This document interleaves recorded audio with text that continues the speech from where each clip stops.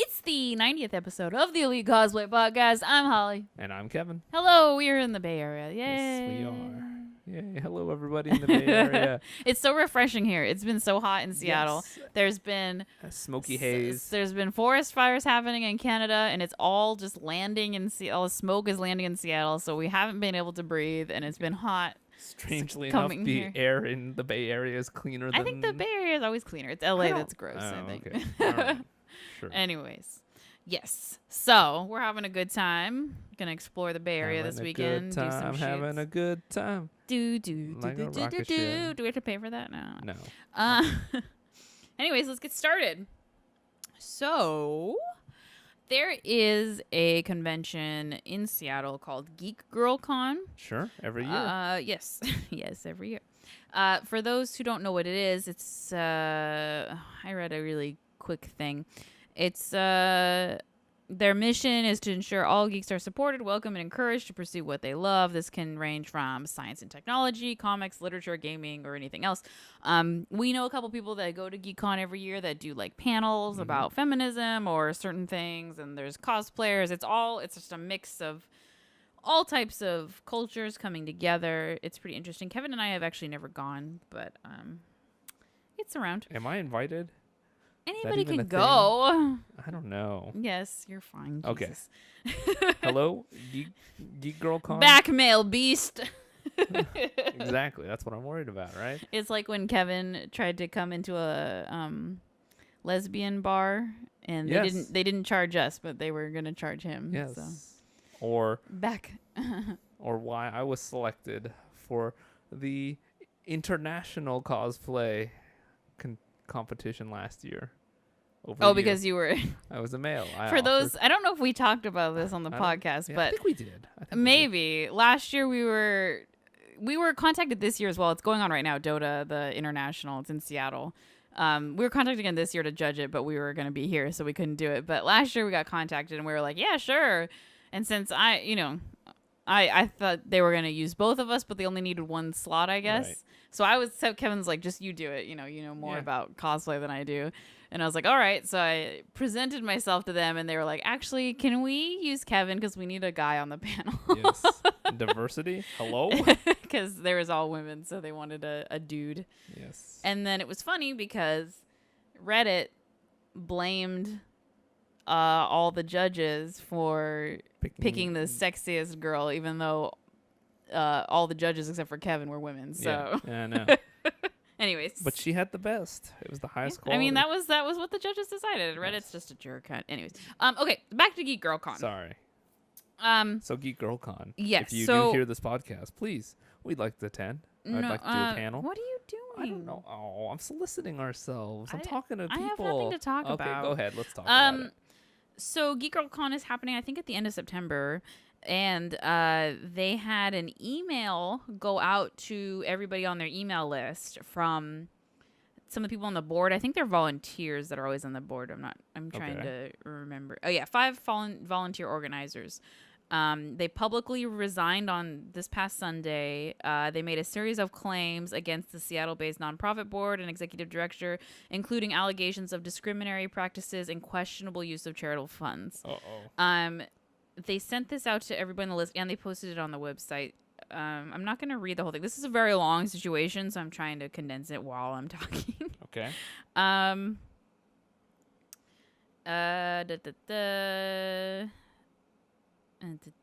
Sorry, hang on. Oh, no. Okay. In the letter, they allege that the organization's executive director, Michelle Corico Domingo, discriminated against the convention operations staff member, and separately that she circulated documents with details of private sexual encounters unrelated to Geek Girl Con in an effort to discriminate against and kink shame a volunteer. Kink shame? That's pretty bold. Yeah. Kink shame is like they found out their kink and then like made fun of it, right, I guess. Right, exactly. Okay. She likes candle wax. Without providing details, they also alleged questionable use of charitable funds by the executive director and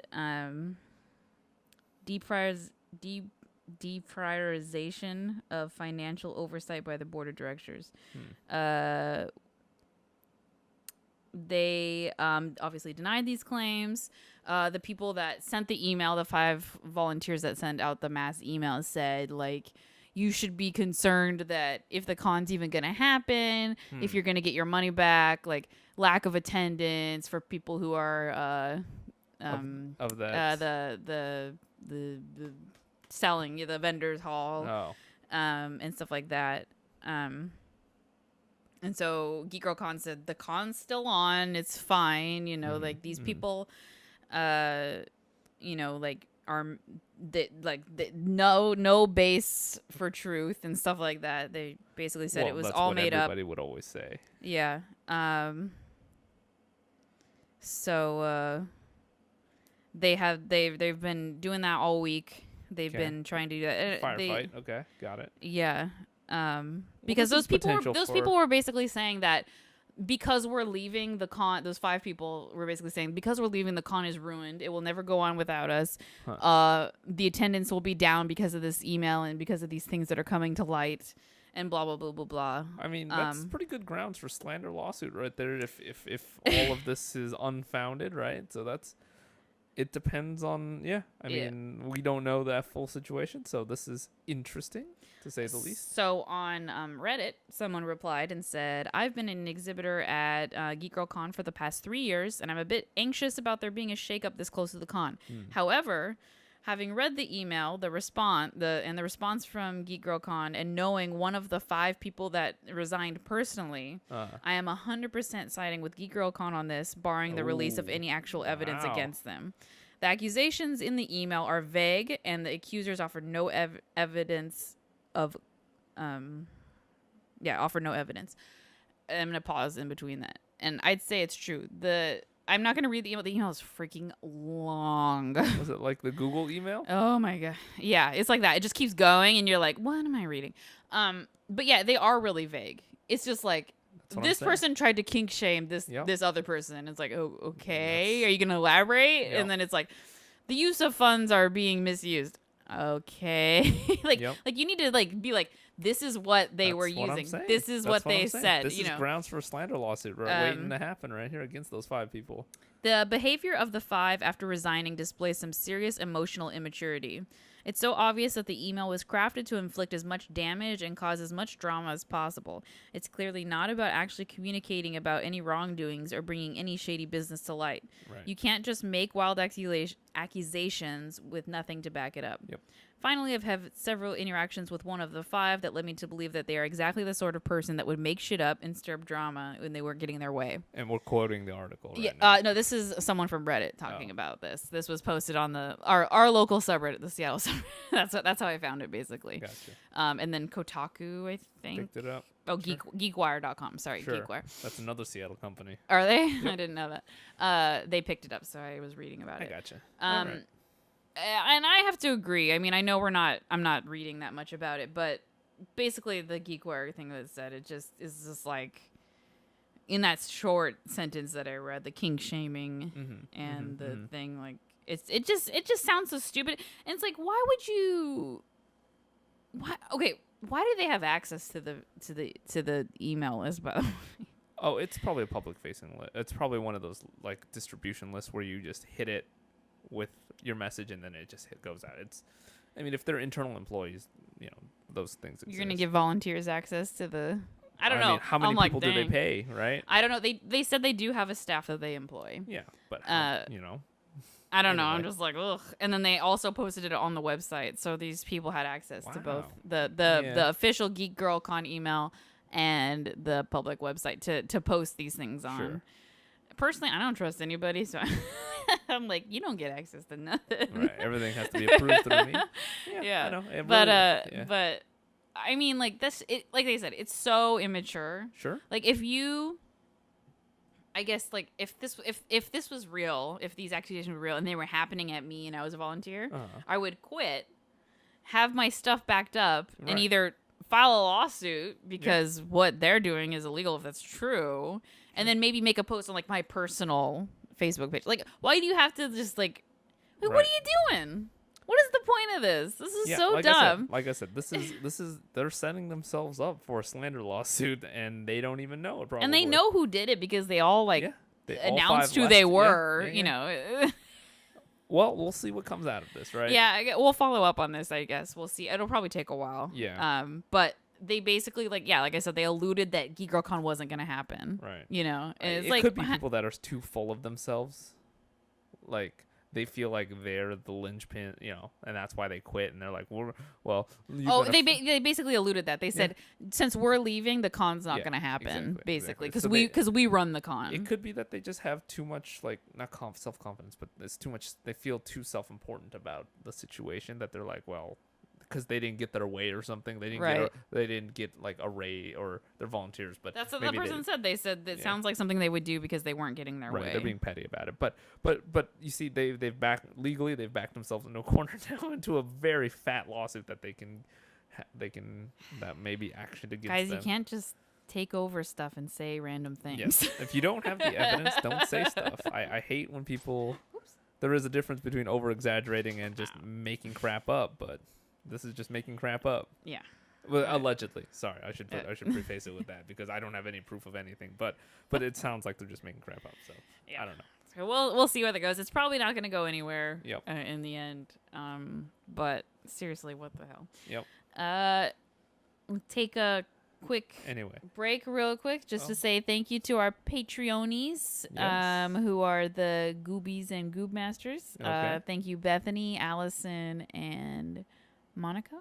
Yes.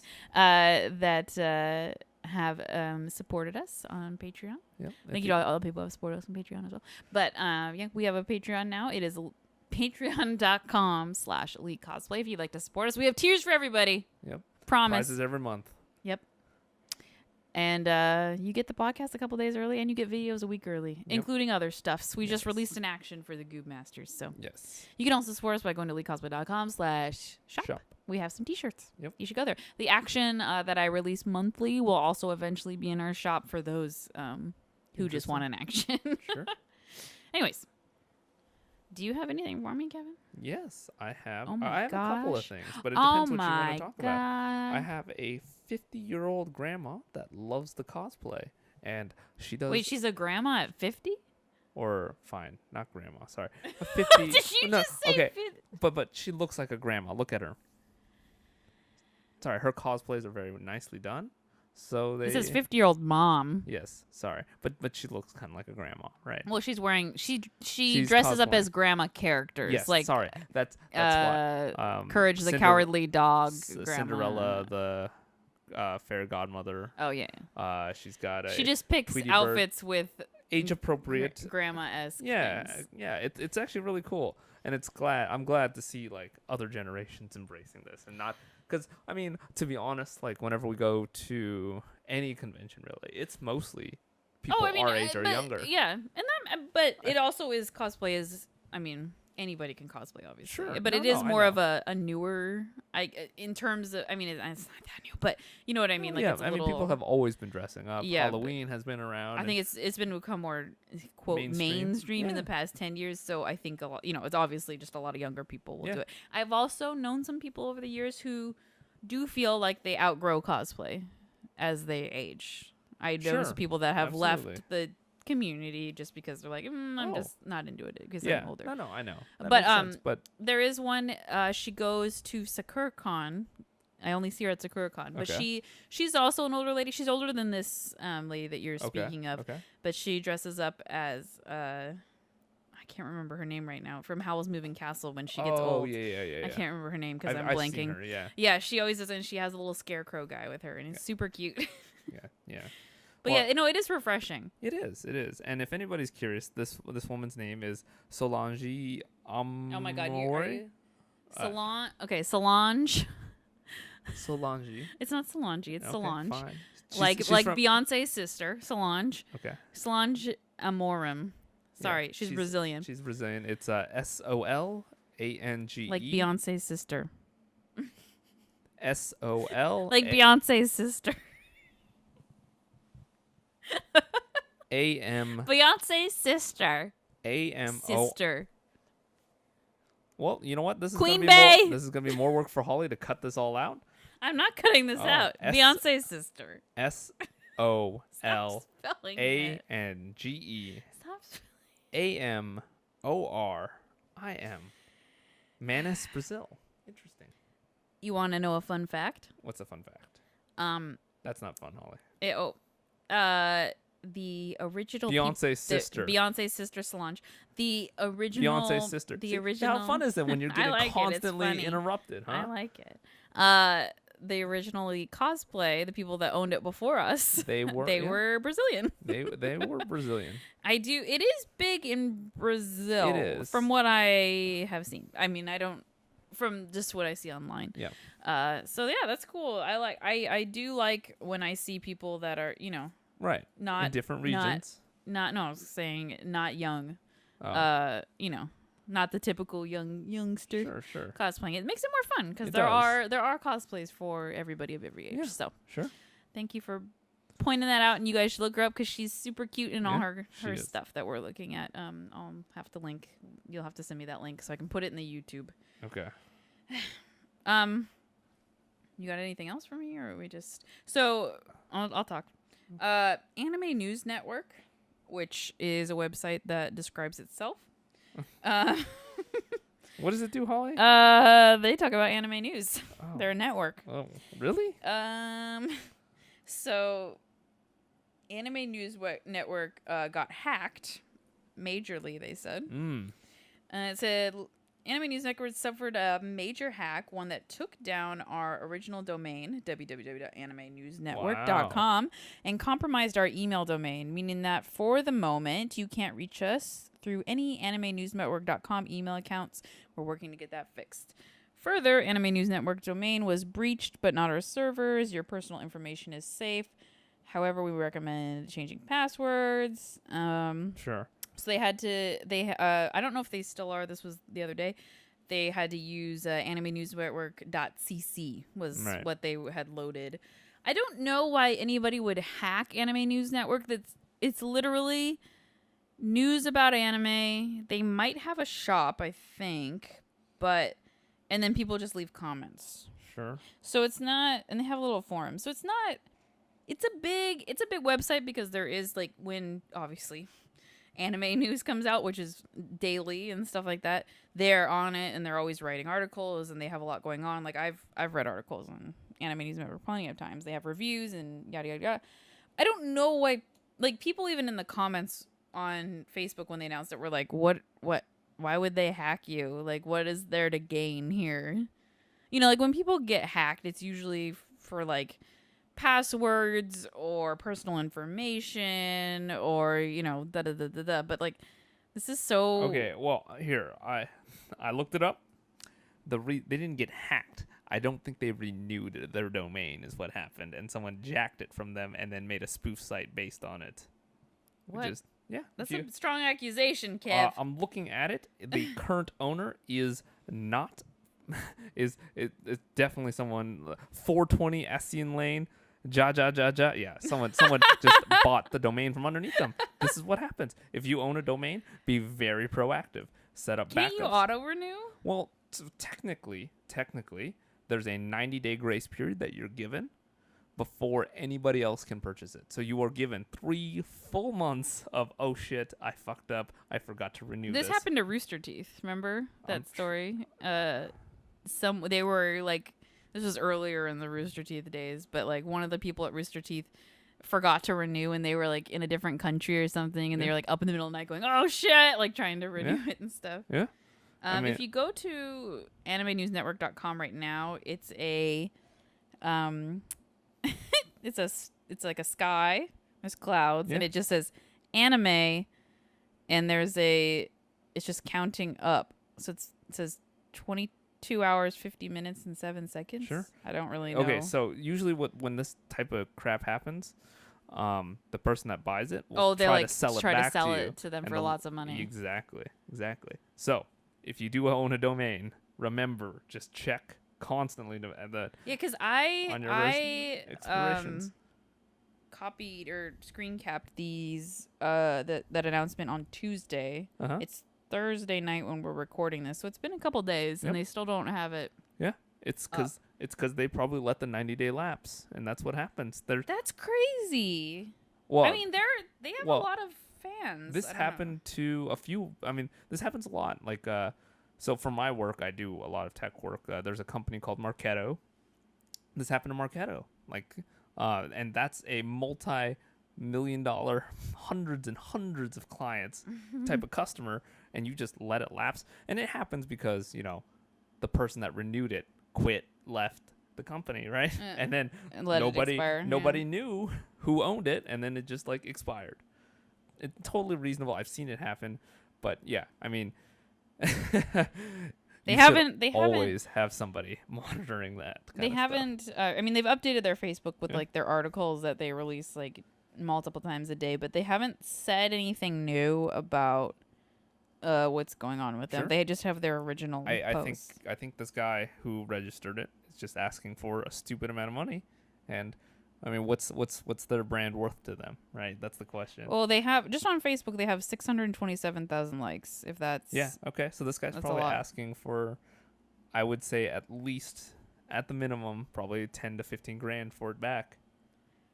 That's messed, dude. That's on the low end. No, but that's the thing, right?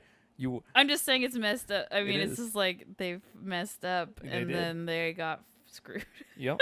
That's what I suspect happened. I mean, judging by the address that they put in 420 like yeah. It's definitely somebody that just like grabbed it as soon as it happened.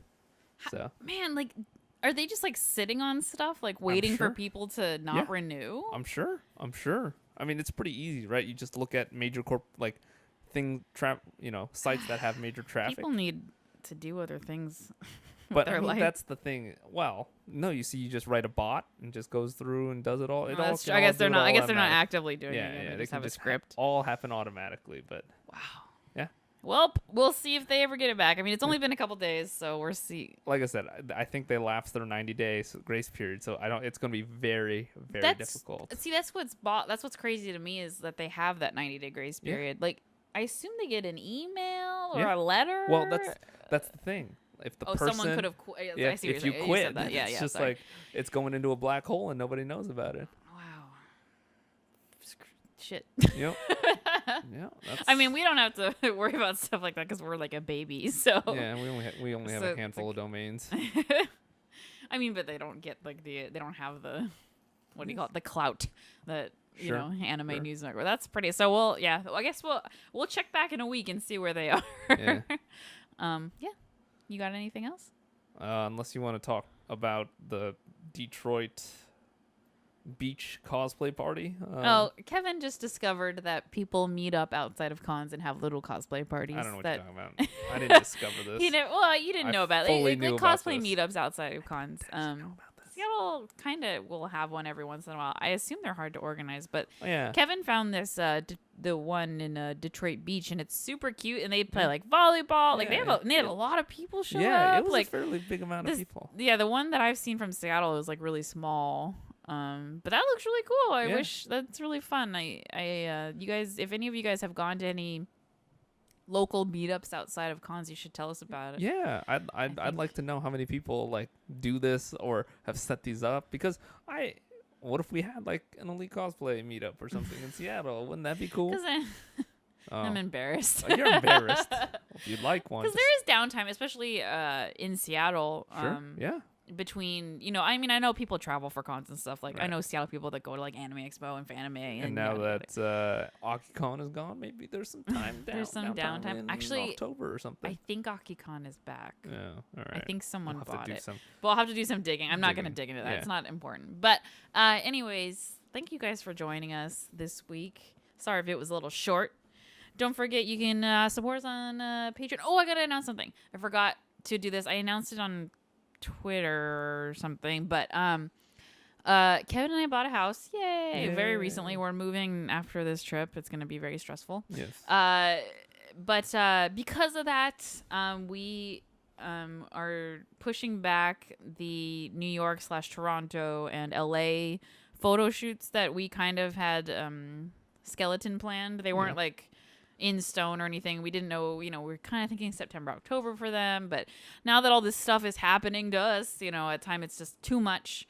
So we're pushing them back. To when, I don't know, honestly, right now. And we sincerely apologize. We do want to go, Yes. especially to the East Coast. We don't go there Yes, enough. I would and love to go to the East Coast. we have a lot of people who are like, when are you gonna come to the East Coast? And I'm like, I'm sorry, it's so far. But it'll happen, just not this fall, just because of we weren't planning on buying a house, I'll say that. So Yeah. it came up very quickly, and it was very sudden, and now we need to not go to places right now. So we'll announce when we are gonna go. We've already had some people being like, hey, you coming? And I'm like, I'm sorry. Yeah.